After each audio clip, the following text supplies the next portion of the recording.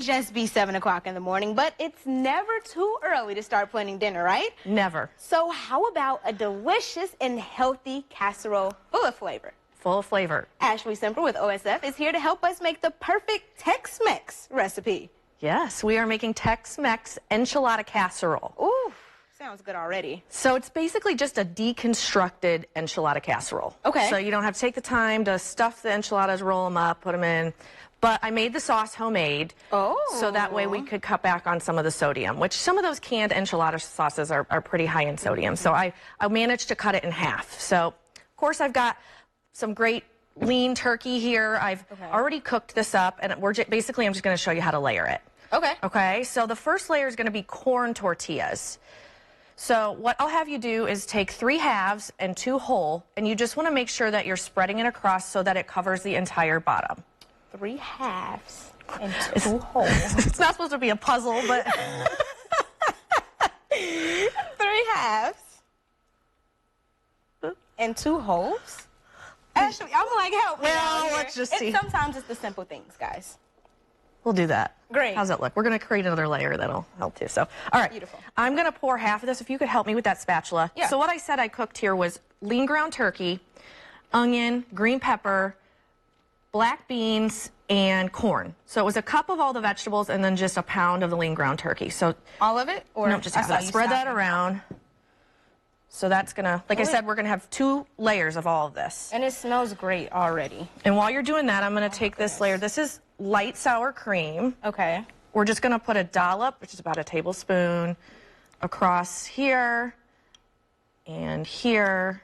And I noticed that the meat is still a little white, so you didn't cook that for too long, right? I cooked it all the way done. The pink you're seeing is from the salsa, which I forgot to say. We added a cup of salsa in here. So that's where the tomato, the red you're seeing. Do I spread this out too? Nope, we'll just leave it as is. And then this is the homemade enchilada sauce. Now, it sounds like it might be complicated, but what I did is I made a slurry with flour and water, cold water, because if you were to add flour to hot water, it'll clump up. So I put 3 cups of water and 4.5 tablespoons of flour, and I just whisked it until it blended together, and that's the slurry. Okay, great. I was going to clarification on I added garlic and chili powder and cumin and the slurry to a saucepan, and I let it come to a boil, and then I thickened it, or I let it simmer.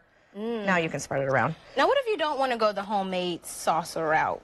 What do you suggest they buy or pick up from the store? There's not very many options that are low sodium. You're more than welcome to use a canned enchilada sauce, but as I mentioned, it's going to be hard to control the sodium in there.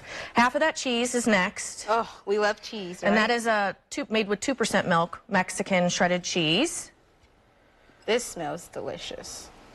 How often have you made this? Or what type of event would you serve this at? I mean, you could serve it at any get-together now. It's, football season or any family get-together. You could just make this, and it'll last a couple nights.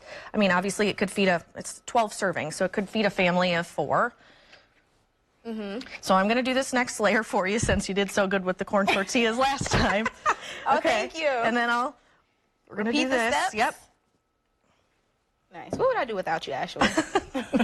It'd be interesting to see what this would turn out like. But really, once you cook it all together, it's going to taste the same going down no matter what your layers are. So then another layer of that, and then I'm going to pour the rest of this homemade enchilada sauce over, and you can spread that, sprinkle it with cheese. You bake it covered, so I put foil over it on 400 for 30 minutes, and then I took the foil off.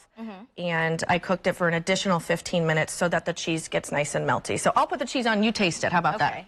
Because if this is how it smells before it reaches the oven, I mean... You know it's going to taste good when it comes out. It's going to taste absolutely delicious. My favorite part of this segment, the taste part. And the best part, in my opinion, is that one serving is only 210 calories. Stop it. 4 grams of fiber, 17 grams of protein. And I've garnished it with some cilantro, tomato, shredded lettuce. We don't need sour cream because it's already in there. Yeah, this is delicious. It tastes just like an enchilada. Yay! I'm glad you like it. Yes, this is really good. But of course, I say this every time, don't take my word for it. If you want to get into this, if you want to experience this, perfect thing for dinner tonight, maybe. So head over to our website, 25newsnow.com, click on the Healthy Bites tab, and make it yourself.